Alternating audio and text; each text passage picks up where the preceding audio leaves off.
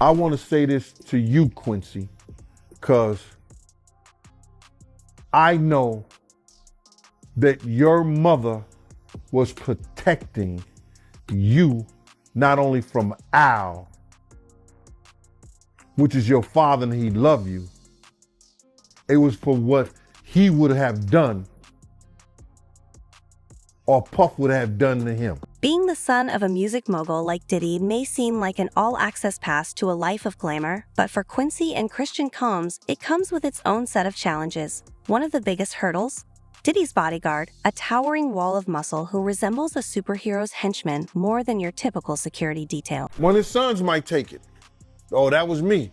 Oh, Christian might take it. Christian want to be a gangster. He a gangster, right? He might take it. Yeah, I mean, if they some real ones, they'll take it. I mean, you see everything your dad is going through right now. Why not, take that charge? Those wasn't my dad's, those was mine. All they gonna get is a 3 to 5. 85%. But you being somebody, right, that was cool with Diddy at one point, you don't feel a little bit bad for him? My man, how do you feel sorry for a man that had everything material that any man could ever want? How do you feel sorry for a man could go any place any man would want to travel in the world? How do you feel sorry? How you listen? Do not entertain none of this nonsense and nothing over the phone. Alright. I'm gonna need you to get rid of all the leftover pizza boxes. The what? All the boxes left over from the pizza. All the boxes. Make sure you recycle the plastic like we talked about. Yeah. They reach out yet? Nah, Bob. He ghosting. I just motherfucker doing. These things sweet now because I'm in here. It's all good. You about to get out on bail. Everybody out there quiet as a motherfucker. Yeah. Yeah, exactly. We gonna let them have their little fun, but I'm still gonna have the last laugh. Right, all these lawsuits though, Pop. Ain't none of them genius shit. I ain't worth nothing. Ain't got shit in my name anyway. Don't even worry about it. But the money hungry. While Diddy's extravagant lifestyle demands top-tier protection, it seems his son has found himself in the midst of this intense security. But why exactly does Diddy's bodyguard make him feel like he's constantly walking on eggshells? Is it just the sheer intimidation factor, or is there more to the story?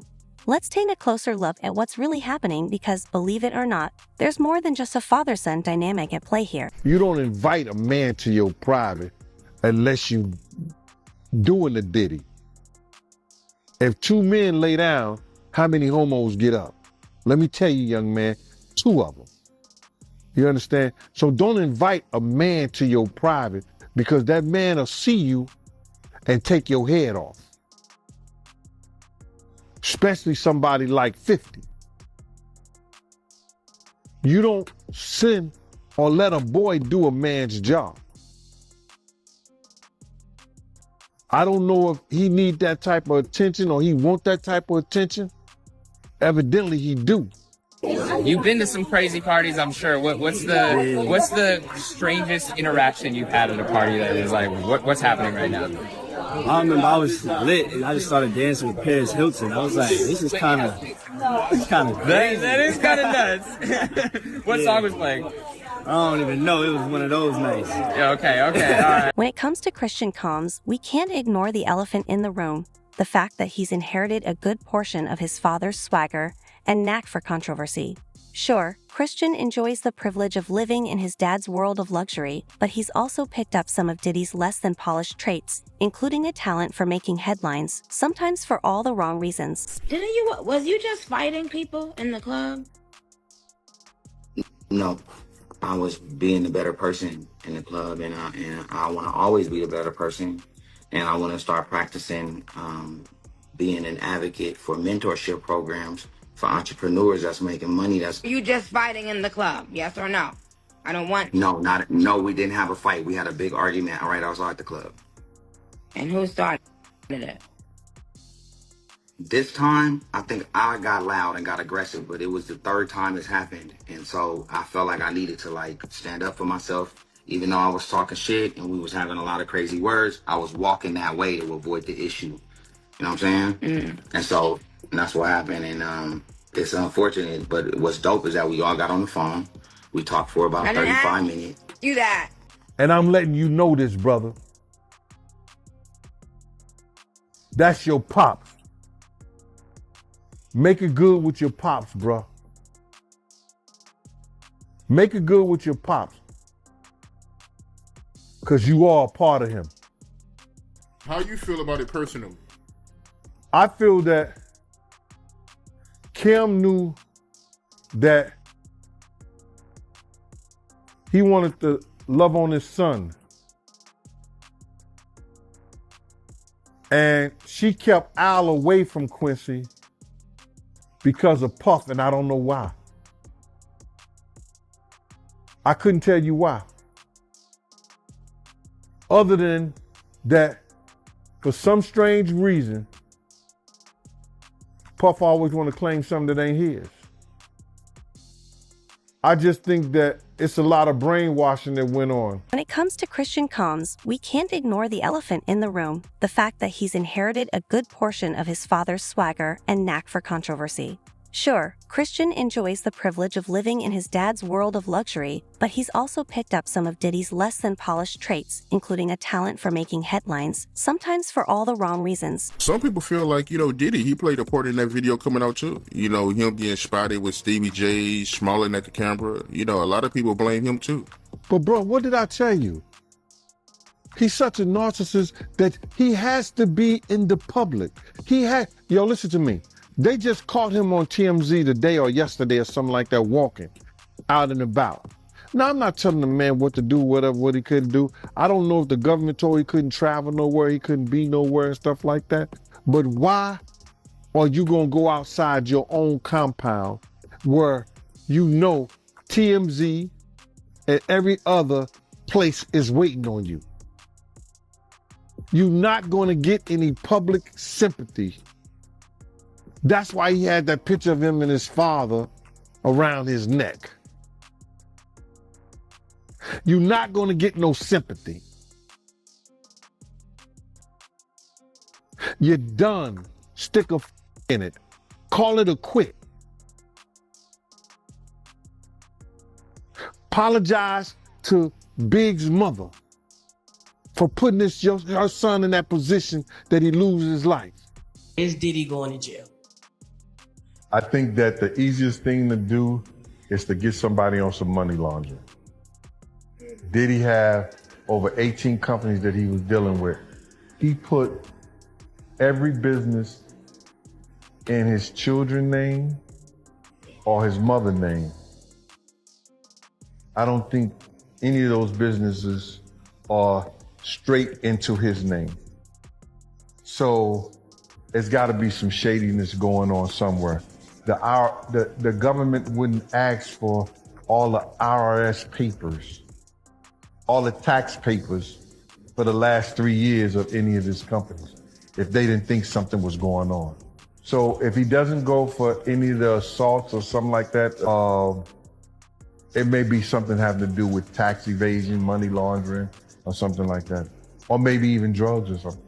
Now, let's consider how that kind of environment shapes Quincy. Imagine knowing your dad will go to great lengths to protect you if anyone so much as looks at you the wrong way. Add in a bodyguard who's primed to neutralize any potential threats, and suddenly, Quincy's fear starts to make a lot more sense. I think that, he brainwashed those kids, and that's what narcissists and people of his caliber do to a lot of people around him. I feel like Quincy was brainwashed. I feel like Justin, the rest of them. Justin was too. Justin's mother was real strict. Misa was real strict with Justin. I think when he got with Puff, he got brainwashed. So what would make him do what he did to Albie Shore? If them two was cool, why would he take his girl like that? It's a power thing. We used to be in situations, I told you, remember me and you had the discussion about, like, he wanted every girl that Pac ever had it. They want them to hurry up and charge Diddy with something or see what they got on him. The feds gonna take their time. May take 6 months, may take a year, may take 2 years. They got up to 3 years to bring their case up. They got 3 years. So they checking everything about them. They gonna dot all the I's and cross all the T's. Yeah, I mean, a lot of people feel like he played a part in that video coming up. You know, him making a comment saying that, you know, they forgot to raid the house next door that his dad owned. Yeah, man, he was wilding out, man. Yeah, I think he was just bullshitting. I don't believe he bought the house next door. Because let me just tell you something. If anything or any name that had to do with Bad Boy, the federal government gonna run that. They know all the properties Diddy have. They wasn't even talking about the raid that they did in New York. But they did a raid in New York too. Yeah, I ain't hear about that raid. I only heard about the, you know, the LA and Miami raid. But you feel like the feds, they released that video over King Combs' comments. Oh man, I've worked in law enforcement for 27 years, and I had the opportunity to see Hyder. It's not just the bodyguard's physical presence, though. The guy represents something much deeper, a constant reminder of the world Quincy was born into. Unlike most of us who worry about mundane things like losing our car keys, Quincy lives under the shadow of fame, a world where trust is scarce, enemies lurk around every corner, and privacy is a myth. For Diddy, the bodyguard is essentially a protector of his empire. But for Quincy, it's like having a 24/7 chaperone who also looks ready to step into a boxing. But you heard about the guns they found at Diddy house with no serial numbers? I think that that's going to be hard to prove that they're his weapons.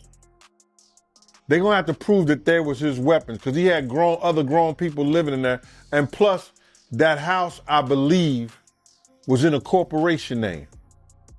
So they're going to have to get maids, butlers, cleaning people, or somebody that's in that house to have a daily contact to say that was his room that they found those weapons in. And then the weapons wasn't operable. You had to put them together, as far as I know, for them to be operable.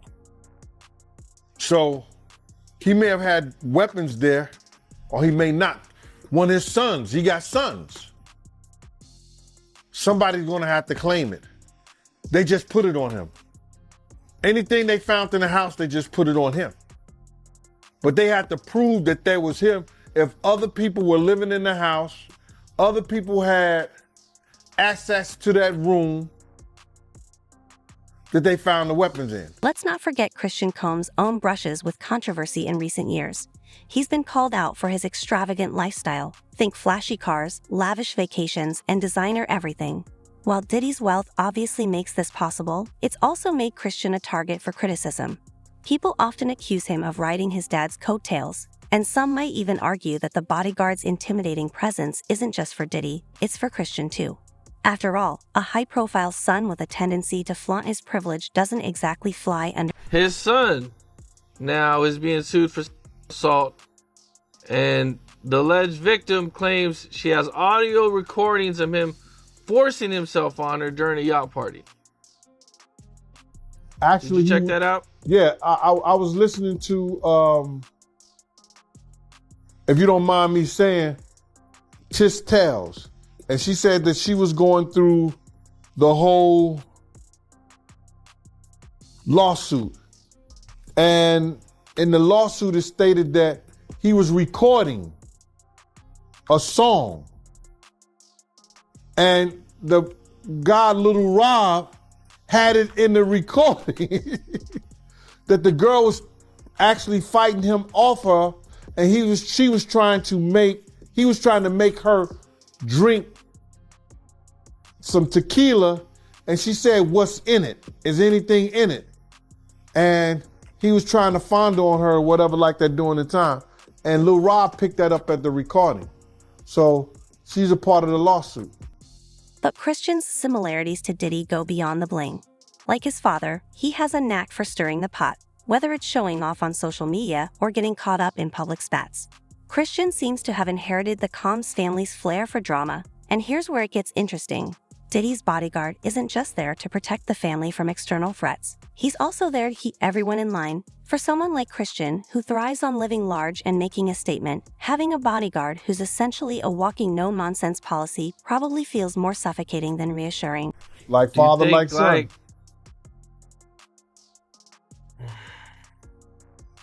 You heard me? Bro, that's so... Oh, my God. Yes, I heard you, man. That's wrong, huh? Man, bro. Sheesh, man. I mean, gosh. The apple don't fall far from the tree. Man, that's crazy, man. That's crazy, man. I mean, you know, she's alleging that she had to fight him off several times.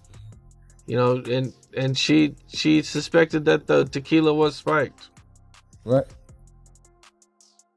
A lot of lawsuits. Do you suspect more lawsuits are coming?